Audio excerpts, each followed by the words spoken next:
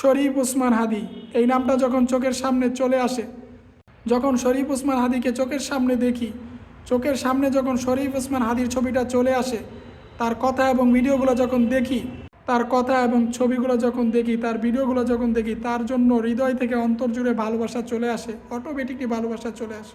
তার কথাই ছিল মায়া, তার কথাই ছিল জাদু। কি সুন্দর স্বপ্নই না দেখতেন বাংলাদেশকে নিয়ে, বাংলাদেশ গড়ার স্বপ্ন দেখেছিল, ইনসাফের বাংলাদেশ গড়বেন। কতই না সুন্দর স্বপ্ন দেখতেন, কতই না সুন্দর করে কথা বলতেন দেশের জন্য, কল্যাণের জন্য। তার একটা কথা ছিল, আমি যদি সারা জীবন বেঁচে থাকি, আমি যদি 50 বছর বেঁচে থাকি, আর যদি আমার এই বেঁচে থাকার মাধ্যমে বাংলাদেশের জন্য কোনো কল্যাণ না বয়ে আনে, বাংলাদেশের মানুষের মধ্যে কোনো সাড়া না আসে, ইম্প্যাক্ট তৈরি না করে, তাহলে আমার এই বেঁচে থাকার মধ্যে লাভ কি? তিনি এই কথা বলেছিলেন একটা টক শোতে মৃত্যুর কিছুদিন আগে। আর আমি যদি 5 বছরও বেঁচে থাকি, সামান্য কিছু জীবনও যদি বেঁচে থাকি, কিছুক্ষণও যদি বেঁচে থাকি, আর এই বেঁচে থাকার মাধ্যমে যদি বাঙালির যত কল্যাণ আসে, বাঙালির মানুষের মধ্যে ইন্সপায়ারেশন আসে, অনুভূতি জাগ্রত হয়, সারা ফেলে, এই বেঁচে থাকার মধ্যে আমার সার্থকতা।